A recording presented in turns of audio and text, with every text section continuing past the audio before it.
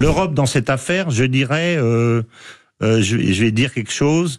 La grande rue de l'Europe, qui était la plus belle rue du monde, c'est devenu la rue des prostituées aujourd'hui. On peut dire ça comme ça, parce que ils ont vendu leur peuple en fait pour des prébendes, de l'argent, etc. En gros, c'est le pacte de Varsovie à l'envers. Donc, ils sont respectés par personne parce qu'ils n'ont pas voix au chapitre. Personne n'est dupe sur le fond de ce nouveau positionnement russe qui correspond à la nature des choses et à l'envie des Russes de revenir aussi vers l'Europe, mais il faut pas que ça se fasse de façon trop ostentatoire. Donc, c'est pour ça qu'on habille un peu les choses. Mais toute cette pièce de théâtre, elle est connue de tous et elle est visible de tous. Et elle est déjà jouée, à votre avis, François Martin ? Elle est en train d'être jouée parce qu'on dit on va s'occuper des ports, on va regarder ci, on va regarder ça. Mais sur le fond, en fait, stratégiquement, les Russes et les Américains sont absolument d'accord.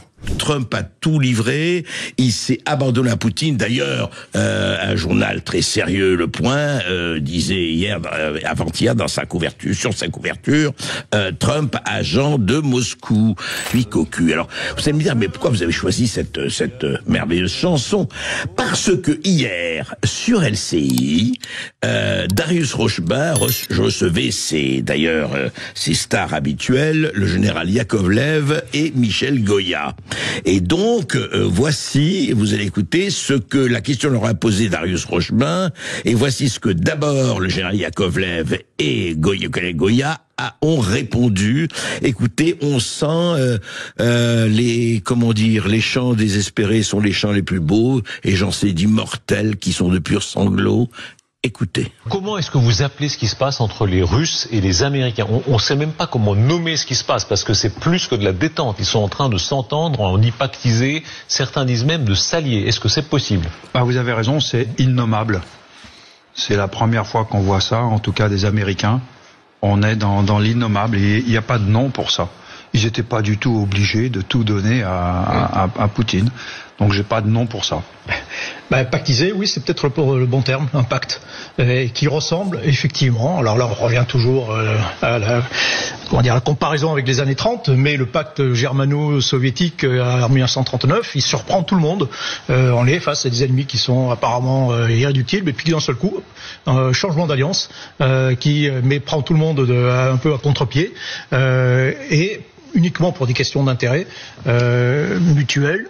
Et on est quand même quelque chose comme ça. On est dans une version du multivers où les États-Unis sont passés à l'Est. Enfin, en tout cas, l'administration américaine est passée complètement à l'Est. Et ça surprend tout le monde.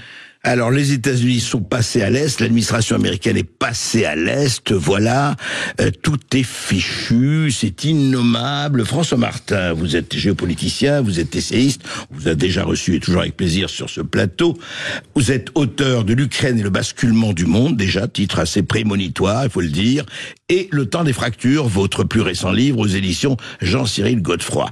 Alors, qu'est-ce qui s'est passé ? Effectivement, donc, Trump a tout livré, il s'est abandonné à Poutine. D'ailleurs, un journal très sérieux, Le Point, disait avant-hier, sur sa couverture, Trump, agent de Moscou, etc., etc. Est-ce qu'on en est là ? Et qu'est-ce qui se passe véritablement qui provoque de tels sursauts ou de telles lamentations ? Alors, ce qui est étonnant, c'est que nos amis européens s'étonnent de quelque chose qui a été annoncé, expliqué, détaillé, en particulier par Marco Rubio lors d'une interview avec Megyn Kelly, le nouveau ministre des Affaires étrangères, le secrétaire des Affaires étrangères, qui a dit l'ordre d'après 45, c'est fini. Nous avons reconnu que le monde unipolaire ne fonctionne pas. D'ailleurs, on a raté notre coup. Et aujourd'hui, ce qui va fonctionner, c'est un monde multipolaire dans lequel il y a nous, la Russie et la Chine. Il l'a dit comme ça. Donc, dans un système comme celui-là, ce qui est important pour les Américains, et c'est totalement stratégique, c'est de découpler autant que faire se peut la Russie et la Chine. Parce que si demain ils ont un problème avec la Chine, ils veulent pas être 1 contre 2, mais ils veulent être 1 plus 1 plus 1, dont un au milieu qui est capable de faire la médiation presque. Voilà, enfin, oui, c'est exactement. Part. Et pour payer ce prix-là, ils sont prêts à larguer l'Ukraine en entier. Ils s'en foutent de l'Ukraine. Il dit, Brzezinski, c'est fini. le mythe du grand échiquier, c'est fini. Rome et Carthage ont décidé de signer un accord pour se partager la Méditerranée. Mais alors, est-ce que c'est le pacte germano-soviétique, comme disent certains? Est-ce que c'est Munich, comme disent d'autres? Munich, si nous, le but c'est de nous bouffer nous, oui, c'est Munich, d'une certaine façon. Mais je veux dire, ce qui est étonnant, c'est que c'est clair comme le jour. Nous, on a vécu comme des, je vais dire un mot assez brutal, comme les prostituées d'un système colonialiste, je veux dire, dirigé par les Américains et les Russes d'une certaine façon ailleurs. Et aujourd'hui, on a simplement changé le système. Et nous, on veut pas l'accepter. Mais c'est très simple. Alors, ils ont pas de problème de fond, puisque en même temps, les Russes ont intérêt à se découpler autant que faire se peut des Chinois sans que ça paraisse une trahison. Par contre, ils ont l'un comme l'autre un problème de forme. C'est que si Trump largue tout, comme il a d'ailleurs annoncé qu'il allait le faire par la voie de Rubio, on ne manquera pas de l'accuser, c'est ce que les Européens font, d'être un traître. Oui. Et d'un autre côté, Poutine ne veut pas se faire appeler par Xi, disant, dis donc, t'embrasses ta nouvelle copine dès le premier soir, et moi. Donc il a intérêt à faire ça. Personne n'est dupe sur le fond de ce nouveau positionnement russe qui correspond à la nature des choses et à l'envie des Russes de revenir aussi vers l'Europe, mais il faut pas que ça se fasse de façon trop ostentatoire. Donc c'est pour ça qu'on habille un peu les choses. Mais toute cette pièce de théâtre, elle est connue de tous et elle est visible de tous. Et elle est déjà jouée, à votre avis, François Martin? Elle est en train d'être jouée parce qu'on dit, attends, on va s'occuper des ports, on va regarder ci, on va regarder ça. Mais sur le fond, en fait, stratégiquement, les Russes et les Américains sont absolument d'accord. En plus, il y a quelque chose qui se surajoute à ça, c'est que ce sont des conservateurs des deux côtés qui ont mis le conservatisme dans la racine même de leur engagement, puisque l'un a dit que la famille, dans sa constitution, c'était un homme, une femme et des enfants, et l'autre, dans son discours d'investiture, a dit qu'il y avait que deux genres. Donc ils se retrouvent avec deux conservatismes. Plus l'église au milieu du village. L'église au milieu du village, tout le reste du monde qui est comme ça, qui sont eux qui défendent une philosophie qui est celle que j'appelle de la sexualité reproductive, comme principe, pas comme comportement, mais comme principe. Et nous, on défend un principe de sexualité récréative. Donc, leur idée, c'est de nous flinguer, parce que tout ce qui est anti-conservateurs, c'est des progressistes. Donc, ils veulent pas des progressistes. Donc, dans je dirais, dans la lunette du sniper, il y en a trois. Il y a Van der Leyen, il y a Macron et il y a Starmer. Ben voilà. Donc, c'est les trois qui vont faire sauter. Parce que par ailleurs, et puis la démonstration sera comme ça complète. Oui. Trump n'a absolument pas besoin de l'OTAN parce que dès qu'il y a un dollar qui sort des États-Unis pour aller alimenter la lessiveuse, il dit on vole les petits Américains qui sont ceux qui m'aiment et que j'aime. Oui, donc il va pas payer des militaires qui sont là rien foutre et qui feront jamais la guerre. J'exagère un peu, mais dans son esprit c'est ça.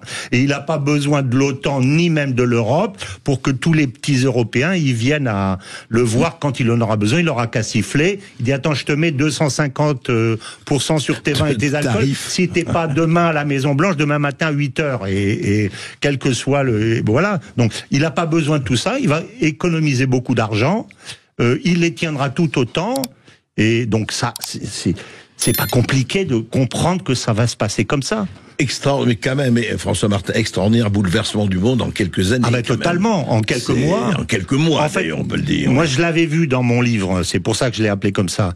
Parce que ça fait 40 ans que je voyage et que je vois que le rapport de force change petit à petit. Mais il fallait un déclencheur. Et il y en a eu deux d'abord. Un, ça a été la guerre d'Ukraine. Et le deuxième, c'est l'arrivée de Trump. Clac, clac. Et aujourd'hui, on s'aperçoit que le monde a changé, mais ça fait longtemps qu'il a changé. Oui, sauf qu'il n'y avait pas il fallait, vous savez, c'est toujours l'étincelle qui provoque. Voilà, c'est ça, absolument. C'était à la fois un révélateur et un accélérateur. Et alors, quid de Zelensky? Alors, Zelensky, il faut bien comprendre une chose, Zelensky. Là, tout à l'heure, avant d'arriver, j'entendais « touchez pas au Grisby ». Mais l'affaire d'Ukraine, c'est « touchez pas au Grisby » à la puissance 1 million. C'est la plus belle affaire de lessiveuse du siècle. À ce point. On a mis combien? 600 milliards, 300 milliards les Américains, 300 milliards, plus tout ce qu'il y a de l'autre côté, c'est-à-dire la vente des terres rares, des terres agricoles, etc. Donc ça fait quoi? Un petit business peut-être de 1000 milliards d'euros si on fait ça, ou de dollars dans les deux sens. Et qui est au cœur de cette affaire? c'est Zelensky. Je dirais le patron de la comment ça s'appelle, de la boîte de lessiveuse, c'est lui. À côté de son palais, il y a une petite boutique où il y a écrit Zelensky and Friends, comme on disait au Nigeria, dealer in all kind of goods and services. Extorsion de fonds, les copains et les coquins, extorsion de fonds, vol, etc. et compagnie. Parce que sur tout ce qui se fait dans un sens, les ventes d'armes, les détournements, l'argent qui est donné, il touche. Lui et ses copains qui sont autour. Sur tout ce qui se fait de l'autre côté, sur les biens, etc., il touche. Non seulement il est le PDG de cette boîte, mais il en est aussi le directeur commercial, parce que c'est lui-même qui va chercher les fonds lui-même. Oui, d'ailleurs, Trump a dit quel extraordinaire businessman. Il va quelque part, il revient avec 60 milliards. Donc, il est très fort. Il faut sortir de la logique, je dirais, politique pour comprendre son rôle dans la logique commerciale. Et si on se met dans la logique commerciale, on comprend que s'il sort de la place où il est aujourd'hui, il perd tout. Si les affaires se font directement entre les Russes et les Américains, c'est plus Zelensky and Co, etc. C'est en face, c'est Trump and Putin and Friends. Donc, il touche plus. Et les autres non plus. Donc, chaque fois qu'il va négocier, il reçoit sur un texto de ses copains, les Kolomoïski, les Akhmetov, etc., un petit texto qui dit garde bien pognon si tu veux pas faire sauter caisson. C'est ça le truc. On est très loin de Zelensky là. Est-ce que vraiment vous y allez fort, François Martin? On est très loin de Zelensky en Churchill, comme on nous l'a dépeint, comme certains nous l'ont dépeint. C'est un fait acquis que l'Ukraine est le pays le plus corrompu au monde. Donc le patron du pays le plus corrompu au monde serait l'un des hommes les moins corrompus au monde, à qui on veut faire croire ça. Et donc pour les lendemains qui j'espère seront des lendemains de paix, en tout cas on le souhaite tous, y compris pour les Ukrainiens, parce que pas oublier, il y a eu 1 million de morts et de blessés, c'est qui est pour rien. Oui, pour rien. C'est ça qui est terrifiant dans cette histoire aussi. À votre avis, ça va aller assez vite. Enfin, on va pas faire les voyants ni le lire dans le marc de café, mais est-ce que ce mouvement entre Trump et Poutine pour se partager, on va pas faire Yalta non plus, mais pour se partager un peu, c'est déjà très avancé. Et surtout, la question que je vous posais, la dernière question, François Martin, quid de l'Europe? Que devient l'Europe dans cette galère? Voilà. Alors avant, je réponds juste sur une phrase sur le positionnement de Zelensky que j'ai bien expliqué, mais les oligarques qui sont autour de lui, en fait, en même temps, ils les protègent de par son statut, comme j'ai dit, en même temps, ils le tiennent parce que ce sont eux qui sont les patrons et les propriétaires des brigades de représailles, les Pravi Sector, etc. Ce sont des brigades privées, en fait, qui sont à eux. Donc, ils sont propriétaires des biens du Donbass. C'est pour ça que chaque fois qu'il a négocié quelque part, son premier prérequis... Sauf le Donbass est russe aujourd'hui. Aujourd'hui, c'est ça le problème, parce que tous ces oligarques, ils ont l'essentiel de leur pognon dans le Donbass. Donc, je suppose que comme ils se battent contre les Russes aujourd'hui, ils n'ont pas été négociés par derrière avec les Russes, ou peut-être l'ont-ils fait, la garantie de leur titre de propriété sur les biens qui vont être perdus. Et je pense que c'est une partie du problème. Parce que si les Russes leur avaient garanti ça, ils auraient lâché les Zelensky depuis longtemps. Bien sûr. Donc pour vous, la guerre peut continuer. On n'est pas à la veille de la résolution et de la paix. Je dirais que ça va dépendre en gros, de la façon dont on va réussir à convaincre les oligarques, parce que c'est l'autre acteur extrêmement important dans cette affaire dont personne ne parle. Et en fait, c'est eux le problème. Alors François Martin, non mais c'est intéressant d'éclaircir là-dessus. Et dernière question, quid de l'Europe? Alors oui, quid de l'Europe? L'Europe dans cette affaire, je dirais. Je vais dire quelque chose. La grande rue de l'Europe, qui était la plus belle rue du monde, c'est devenu la rue des prostituées aujourd'hui. On peut dire ça comme ça, parce que ils ont vendu leur peuple en fait pour des prébendes, de l'argent, etc. En gros, c'est le pacte de Varsovie à l'envers. Donc, ils sont respectés par personne parce qu'ils n'ont pas voix au chapitre. Donc le jour où je dirais les Macs de partout vont se réunir à Riyad pour manger un bon couscous au restaurant des Sables pour se partager le monde, eux ils sont pas invités. Ah ben non. Donc ils seront peut-être au menu, ils seront peut-être parmi les plats. Donc ils sont furieux. parce qu'ils sont pas invités. Ouais. Alors, Starmer, lui, est furieux parce que il a un peu la position de Zelensky sur le plan politique, c'est-à-dire qu'à chaque fois qu'il y a une affaire de déstabilisation quelque part, il est quelque part le poisson pilote des Américains, où il se considère comme tel. Donc, il faut qu'il soit dans la combine. On l'a déjà vu avec Boris Johnson. Hein. Il faut qu'il soit dans la combine, sinon il n'existe plus. D'accord. Et nous, notre président, il veut être la reine du bal, je dirais. C'est pas le même problème. C'est un problème chez nous, c'est de la part d'Emmanuel Macron, c'est un problème de notoriété et un problème d'existence. Parce que sur le plan intérieur, il est tellement affaibli qu'à mon avis, il n'a plus d'existence. Donc il essaye d'exister d'une autre façon. Et s'il n'est pas en politique, quand on n'est pas dans le champ de la caméra, on n'existe pas. Et tous les autres, il y a quand même l'Allemagne, l'Italie, etc. Les autres, je dirais, ils regardent ce qui est en train de se passer. Aujourd'hui, ils sont tellement démonétisés par l'accélération du monde, comme on l'a dit, alors qu'ils auraient pu le prévoir. Parce que quand on est en politique, on prévoit. La politique, c'est prévoir. Gouverner, c'est prévoir, disait un certain Mendes France. Tout à fait. Alors, ils savaient quand même, ils voyaient arriver Trump depuis des années. Est-ce qu'ils ont est-ce qu'ils ont créé des passerelles? Ils ont vu que Poutine allait gagner. On le voyait venir. Est-ce qu'ils ont fait des passerelles? Ils l'ont pas fait. Pourquoi? Parce que eux, il faut bien avoir ça aussi. Leur logiciel, c'est des logiciels de progressistes. Donc les conservateurs, pour eux, les leaders conservateurs comme Trump ou Poutine, à la limite, c'est des ennemis de l'humanité. Pour reprendre l'expression de Robespierre, c'est des ennemis de l'humanité. Donc on leur parle pas. Donc ils se sont eux-mêmes mis enfermés dans, je dirais, dans une bulle progressiste, alors que le monde est conservateur. Donc ils sont coincés. Oui. Ils sont coincés. Donc, ils sont tellement mal, ils sont comme les poissons dans un bocal, ils tournent en rond, puis de temps en temps, il y en a un qui saute, qui fait bloup bloup et qui retombe, mais ils n'ont plus de pouvoir aujourd'hui. Donc, ils agitent pour essayer d'exister auprès de leur peuple. Ah bah dis donc, pour nous, c'est extrêmement optimiste, hein, mon cher François Martin. C'est pessimiste tant qu'ils sont là. Le jour où ils sont plus là, c'est très optimiste.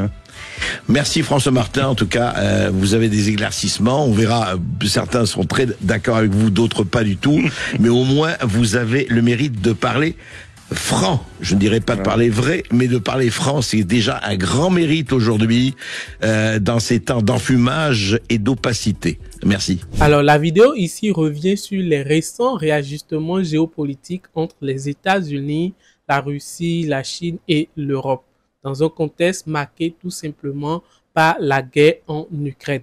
Les intervenants y décrivent une recomposition du pouvoir mondial vers un ordre multipolaire où les alliances historiques vacillent au profit des intérêts stratégiques. L'Ukraine y apparaît comme un point de bascule à la fois enjeu militaire, financier et diplomatique. L'Europe, quant à elle, semble reléguée à un rôle de second rang sans réelle marge de manœuvre. Ces constats posent plusieurs questions. Que révèle ce basculement des priorités occidentales? Jusqu'où les logiques d'intérêt peuvent-elles redéfinir la carte mondiale? Donnez-nous vos avis dans les commentaires. Abonnez-vous pour ne rien manquer des prochaines analyses de l'actualité politique dans le monde. À tout de suite.